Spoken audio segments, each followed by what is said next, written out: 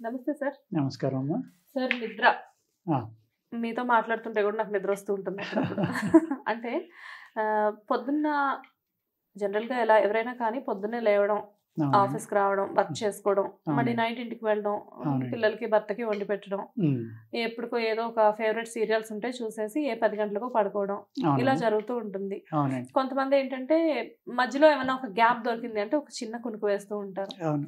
కానీ అసలు proper sleep అంటే ఏంటి? ఏ టైంకి పడుకోవాలి? ఏ టైంకి లేవాలి? నిద్ర అనేది ప్రతి మనిషి జీవితంలో చాలా ఇంపార్టెంట్ అని ఇంతకు ముందు అవును. ఎపిసోడ్స్‌లో మీరే అవునండి. చెప్పారు. సో అవునండి. దాని గురించి మాట్లాడదాం. ఓకేనండి. ఇప్పుడు పిల్లలు ఉన్నారనుకో అమ్మ, చిన్నపిల్లలు అయితే మోస్ట్లీ నిద్రపోతూనే ఉంటారు. ఎందుకు అంటే వాళ్ళు అంతసేపు ఒక 15 to 20, 18 అవర్స్ కూడా పడుకుంటూ ఉంటారు. పాలు తాగుతారు, నిద్రపోతూ ఉంటారు. అవును. తర్వాత 1 year వచ్చాక అలర్ట్ చేయడం మొదలెట్టాక కొంచెం తగ్గుతుందమ్మా. హ్మ్. అదేవిధంగా మనం ఏం చేస్తున్నాం ఇప్పుడు 3rd year, 4th yearలోనే ప్రీకేజీలని అయ్యని మనం పంపించేసి హ్మ్. వాళ్ళని నిద్రపోకుండా చేస్తున్నాం మా అవును. పిల్లల్ని అవును సార్. స్కూల్కి పంపేసి. హ్మ్. కొన్ని స్కూల్స్లో ఏముంది, ప్లే స్కూల్స్ అని అయ్యని కాసేపు అయ్యి బొమ్మలతో ఆడించి నిద్ర పెడుతున్నారు అక్కడే. కానీ ఇంటి దగ్గర ఉంటే ఎక్కువ నిద్రపోతారమ్మా ఇంకా వాళ్ళు అవును. ఫుడ్ తిన్న తర్వాత. ఆ నిద్రకు అనేది దూరం అవటం వల్ల వాళ్ళ బాడీలో గ్రోత్ కూడా సరిగ్గా ఉండదమ్మా. నిద్ర నిద్ర తక్కువడం అనేది వల్ల గ్రోత్ కూడా తగ్గుతుందా సార్? తగ్గుతుంది. అంత ఇంపార్టెంట్ అమ్మా నిద్ర. అందులో పిల్లల్లో చాలా ఇంపార్టెంట్ అండి. ఓకే. అదేవిధంగా ఏజ్ని బట్టి నిద్ర టైం అనేది ఉంటుందమ్మా. హ్మ్. ఇప్పుడు మనం సపోజ్ ఒక 15, 14 ఏళ్ళు వచ్చేసినాయి, హ్మ్. వాళ్ళకి ఒక 45 ఆ ఏజ్ వచ్చే వరకు కూడా 6 నుంచి 8 గంటలు పడుకుంటే జబ్బులు అనేవి రావమ్మా. 6 నుంచి 8 గంటలు. 8 గంటలు. మరి బిలో 15 సార్ చిన్నపిల్లలు? వాళ్ళకు ఇంకా ఎక్కువ పడుకుంటేనే మంచిదమ్మా. మినిమం 10 hours పడుకుంటే మంచిదండి. కాకపోతే ఇప్పుడు ఏంటంటే పిల్లలు 4th క్లాస్ దాటిన దగ్గర నుంచి తెల్లవారుజామున లేచి కూర్చొని చదువుకుంటున్నారు. అవునమ్మా. అదే ప్రాపర్ స్లీప్ ఉండట్లేదు వాళ్ళకి. అవునండి. అదొకటి అలసిపోకపోవడం వల్ల కూడా ఖాళీగా అంటే ఐడియల్గా శరీరక శ్రమ లేని ఏదైతే ఎక్కువ పనులు మనం చేస్తున్నామో అప్పుడు నిద్ర కూడా దూరం అవుతుందమ్మా. సేమ్ టైం మళ్ళీ ఫుడ్లోకి వెళ్ళాలండి. ఏ క్వశ్చన్కైనా వాళ్ళు నిజం చెప్పాలంటే ఫుడ్డే కారణం అమ్మా. ఈ ఫుడ్లో అయితే మనకి సూటబుల్ కానీ అనేక కెమికల్స్ తోటి కూడా ఉన్నాయి, పురుగు మందుల ఎరువులతో కూడున్న ఆహారం ఎప్పుడైతే తీసుకున్నామో అప్పుడు మన స్టమక్లో ఒక అనీజీనెస్ అనేది వస్తుందమ్మా. దానివల్ల కూడా నిద్రకు దూరం అయిపోతాం మనం.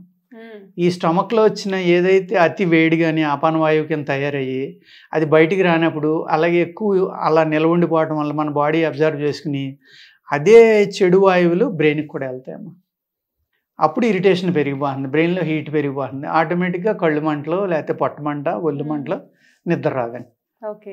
అందుకని ఎక్సర్సైజ్ అనేది మస్ట్ అండ్ షుడ్ అమ్మా. శారీరకంగా అలసిపోయినప్పుడు ఏమవుతుందంటే బ్రెయిన్ కూడా ఎక్కువ ఆలోచించదు. అలసిపోయి ఉన్నప్పుడు బ్రెయిన్ మీ ఆలోచనలు కూడా అది ఎక్కువసేపు మిమ్మల్ని కంట్రోల్ చేయడానికి అవ్వదు. ఎప్పుడైతే మీరు అలసిపోయారో అది చెప్పినా కూడా మెలకుగా ఉండే ఆలోచన ఈ ఆలోచన అని వస్తా ఉన్నా కూడా మీరు ఆటోమేటిక్గా నిద్రపోతారు. బాడీకి శారీరక శ్రమ అనేది చాలా ఇంపార్టెంట్. 100% అండి. అంతా ఇంత కాదు. ఇవాళ రేపు జిమ్లు చూసినా కానీ అసలు ఖాళీగా ఉండట్లేదు ఎక్కడ. జిమ్లు ఉన్నాయమ్మా. ఓకే. ఆ జిమ్ ఏసీ జిమ్ ఎందుకమ్మా నాకు తెలగొడుతున్నాను. ఏసీలో ఉన్నప్పుడు మీ బాడీ అలా అలసిపోతుంది. మీరు చేసేది ఎందుకోసం చేస్తున్నారు? చెమట పడడం కోసం చేస్తున్నారు, లేకపోతే అలసిపోవడం కోసం చేస్తున్నారు. తలుపులు వేసేసి ఏసీ ఎత్తే అమ్మ అక్కడ ఏమన్నా జబ్బులు ఉంటే అందరికీ అంటుకుంటాయి తప్ప అక్కడ జిమ్ చేయడం వల్ల పెద్దగా ఉపయోగం లేదని నేను అంటాను. కోపం వచ్చినా సరే మీకు అదే ఓపెన్ ఎయిర్లో ఏసీ లేకుండా చేయండి అమ్మా, అద్భుతంగా పనిచేస్తుంది. ఇప్పుడు పూర్వం అక్కడాలని ఉండి అమ్మ రెజ్లింగ్ చేసేవి, లేకపోతే ఈ కుస్తీలు పడ్డవి ఉండేవి, అవన్నీ ఓపెన్లోనే ఉండేవి. ఓపెన్లోనే పెద్ద ఇసుక ఉండేది. ఆ ఇసుకని పారలతోటి తిరగేయడం, ఆ మట్టినే ఒళ్ళంతా రాసుకోవడం, ఆ ఇసుకలోనే దొలడం, అక్కడే ఒకళ్ళు కుస్తీ పట్టుకోవడం, ఇవన్నీ చేసేవారమ్మా. మరి అప్పుడు ఏసీలు లేవు కదా, మరి ఎంత బలంగా ఉండేవారు వాళ్ళు? ఏసీలు ఉన్నాయా అప్పుడు? లేదు కదా. మరి అలాగా మనం చేసి పని బట్టి ఆ వాతావరణం ఉండాలమ్మా. అక్కడ దానికి విరుద్ధమైన వాతావరణంలో మనం చేయటం వల్ల అనేక సైడ్ ఎఫెక్ట్లు వస్తాయి కదా, ఉపయోగం ఉండదు. ఆ విధంగా ఏంటంటే మన శరీరానికి సూటబుల్ ఏదైతే ఆహారం తినాలమ్మా. ఈ పొట్టలో ఉన్న వేడి, బ్రెయిన్లో ఉన్న వేడి అనేది ఆలోచన పెరిగిపోవడం వల్ల కూడా, అక్కర్లేని ఆలోచన వల్ల కూడా బ్రెయిన్లో వేడి వస్తుందమ్మా. అదేవిధంగా ఇవాళ సినిమాలు, సీరియల్స్ ఉన్నాయి. ఆ సీరియల్ చూసి పడుకుంటే పర్వాలేదమ్మా, అందులో ఎవరో ఒకరిలాగా వీళ్ళు ఫీల్ అవుతూ ఉంటారు, అదే ఆలోచనతో పడుకుంటారు. అప్పుడు నిద్ర ఎలా వస్తుందమ్మా? అది చూసి అక్కడ మర్చిపోవాలి దాన్ని. రియల్ లైఫ్ క్యారెక్టర్స్ మొత్తం సీరియల్స్ లో కనబడుతున్నట్లు ఊహించుకుంటారమ్మా. ఊహించుకోవడం వల్ల ఎన్ని సైడ్ ఎఫెక్ట్లు అండి వాళ్ళ సంసారంలో కానీ ఇంకోటి కానీ ఎన్నో రకాల దుష్ప్రభావాలు అట్ల మీద పడుతున్నాయమ్మా. అలా కాదు, మీరు చూడండి, ఎంజాయ్ చేయండి, దాన్ని వదిలేసి పడుకోండి. పడుకున్నప్పుడు అవి మర్చిపోండి. అంటే చెప్పినంత ఈజీ కాదమ్మా, అది కొంత ట్రైనింగ్ ఉండాలి సైకలాజికల్గా. ఆ విధంగా చేస్తే మీకు బ్రహ్మాండంగా నిద్ర పడుతుందమ్మా. అంచేత ఆహారం అనేది ఇంపార్టెంట్ అమ్మ ఇక్కడ. శారీరక శ్రమ, ఆహారం, ఈ రెండు ఉంటే నిద్ర పట్టకపోవడం ఉండదండి.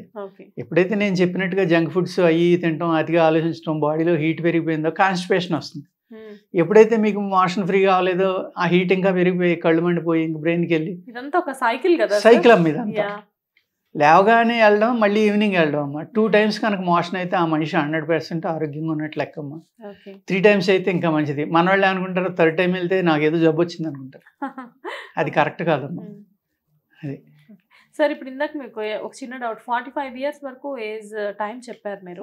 ఐ మీన్ అంటే స్లీప్ టైమ్. అవును. సో 45 to 45 అంటే 50 దాటాక ఆ తర్వాత వాళ్ళు 6 hours పడుకున్నా సరిపోతుంది. చాలా 6 hours పడుకున్నా చాలు, అంతకు మించి అక్కర్లేదు. ఎందుకంటే శారీరక శ్రమ తగ్గిపోతుంది కదా తర్వాత వాళ్ళకి. ఇప్పుడు రిటైర్ అయిపోయిన పీపుల్ ఉన్నారమ్మా, వాళ్ళు కూర్చోవడం, చాలా మంది, చాలా తక్కువ మంది పని చేస్తున్నారు ఇప్పుడు రిటైర్ అయ్యాక కూడా.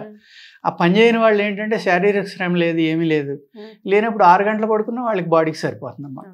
వాళ్ళు ఏంటంటే కంప్లైంట్ చేస్తూ ఉంటారు, నాకు నిద్ర సరిగ్గా పట్టలేదని. వాళ్ళకి తెలీదు ఈ 6 గంటలు నేను హ్యాపీగానే ఉన్నాను, 6 గంటల నిద్ర నాకు సరిపోతుందని అనుకుంటే సరిపోతుందమ్మా. లేకపోతే ఇగో సాయంత్రం పడుకున్నాను, మళ్ళీ మధ్య మధ్యన మెలకు వచ్చేస్తుంది, నాకు నిద్ర సరిగ్గా పట్టట్లేదని కంప్లైంట్ చేసేవాళ్ళు చాలా ఎక్కువ ఉంటారమ్మా. ఇదంతా శారీరక శ్రమ లేకపోవడం వల్లేనా? లేకపోవడం వల్లేనండి. Thank you sir. నమస్కారం.